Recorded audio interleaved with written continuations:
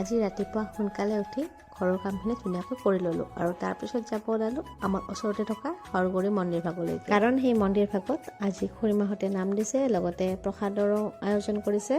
আমি সকলোৱে তাত গৈ পাই আমি সকলোৱে নাম ধৰাত লাগি গ'লোঁ আৰু এনেকুৱা পৰিৱেশ বহুত দিনৰ মূৰত পোৱা কাৰণে বহুত বেছি ভাল লাগিলে। ধুনীয়াকৈ নাম পৰিৱেশন কৰিছে, তাৰ তালে তালে আমিও হাত চাপৰি বজাইছোঁ। মানে খুব ধুনীয়া পৰিৱেশ এটাৰ সৃষ্টি হৈছিল। আপোনালোকেও শুনকচোন অকণমান।